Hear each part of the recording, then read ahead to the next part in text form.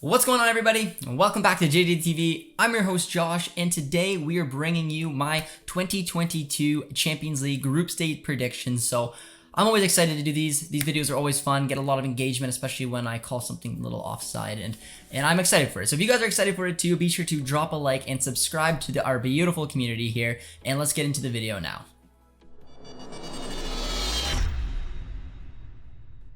So with the group stage being all nice and laid out, it is time to go into Group A. And with Group A, we're going to start in 4th place. I got Club Brugge. They're hitting way too far out of their weight class. I'd be surprised if they picked up a couple points. It'll be a nice experience for them, but I'm pretty sure that's all they're going to get. Going into 3rd place with the team of a lot of cash behind them, we're going to go with RB Leipzig.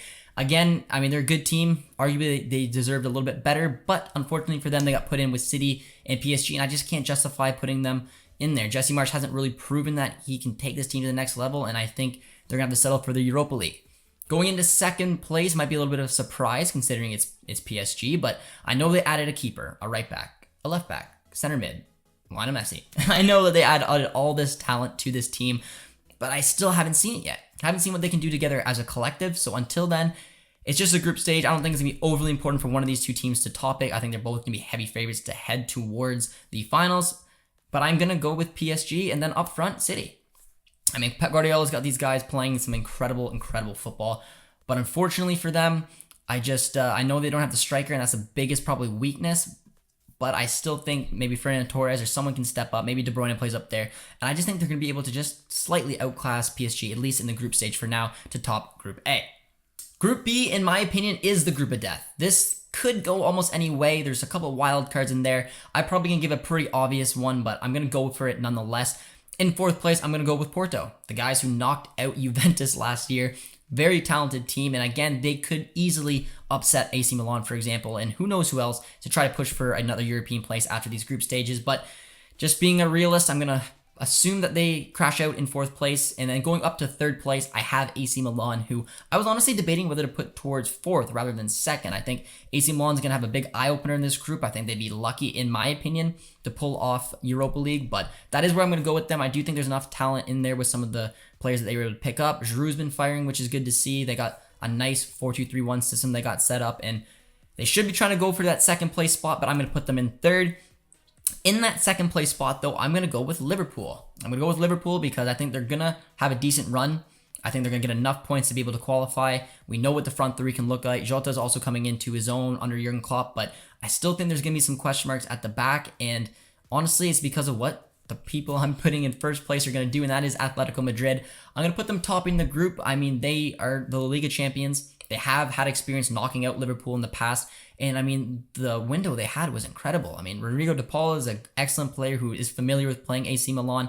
They've also got Antoine Griezmann from a steal. I think there's enough quality in that squad to push and probably top, at least get 2nd, but probably top the group, and that's why I put them at the top of the Group B, which in my opinion is the group of death.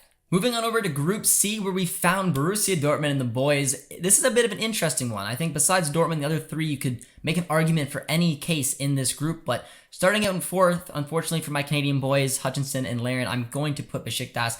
I just don't think compared to the other 3 teams in this group, there's enough there to push for anything more than 4th place. Beşiktaş has been relatively disappointing in Europe, and I don't see this changing any further for them. So that's why I put them in last in the basement of Group C.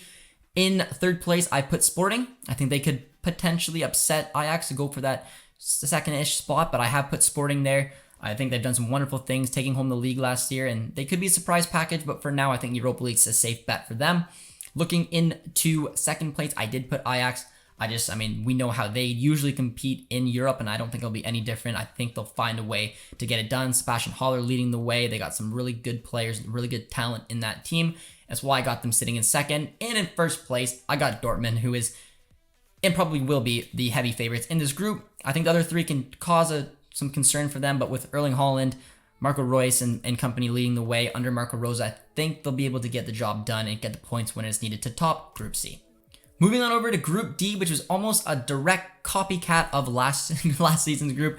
Just Borussia Mönchengladbach is not there. It is Sheriff, the new boys, who I'm going to put in 4th place. Sheriff is their first Champions League campaign. Very cool for them, but unfortunately, there was some big hitters in this group, and I just can't put them anywhere past fourth place. In third for the Europa League, I'm going to go with Shakhtar Donetsk. They're a very talented team who very well could upset a couple of the big boys. We saw it last year.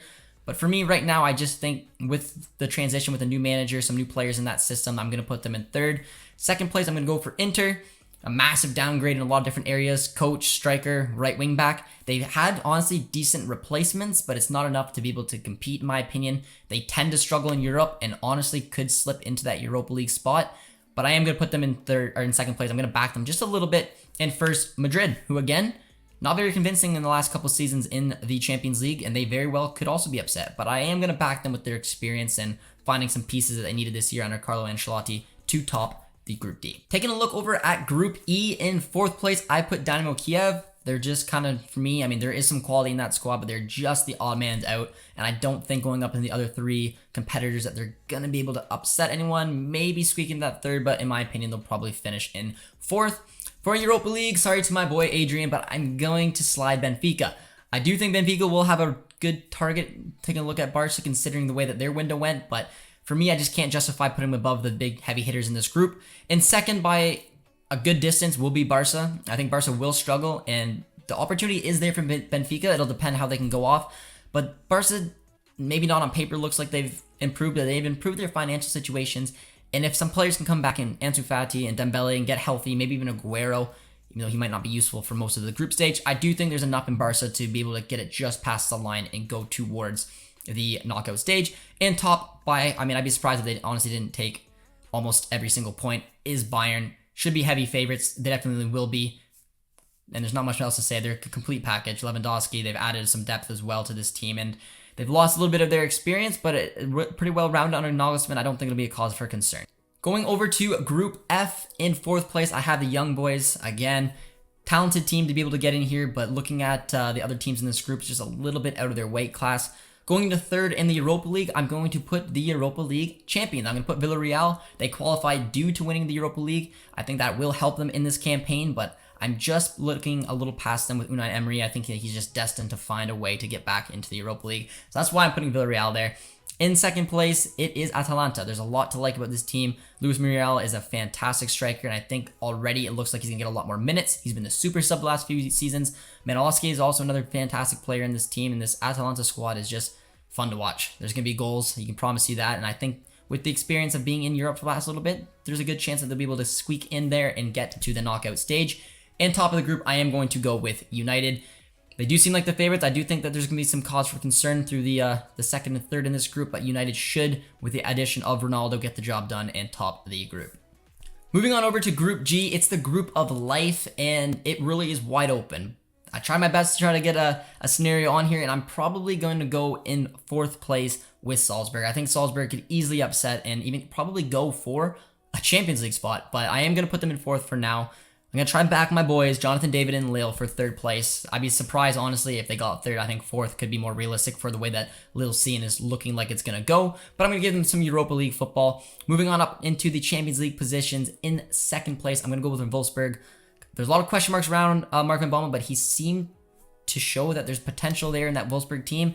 Maybe a little bit distracted. You could argue that they could go for a Europa League spot, but I'm going to go Wolfsburg, just nicking it for a knockout spot and topping the group. In my opinion, it's probably pretty straightforward. It is Sevilla. They've added a lot to this team over the offseason. I think it's going to be very good for them going forward, and they're going to have some focus on the Champions League because, in my opinion, this is their group to lose. And finally, in the last group, Group H, in fourth place, we're going Malmö. There's not a lot of chance, in my opinion, it's going to go any other different. There's a big stretch, but I'm going to go for them in fourth. Zenit in third. I mean, Zenit hasn't been very good in European football as well, so I mean, they may even argue for fourth place, but I am going to stick them in there for the third place finish.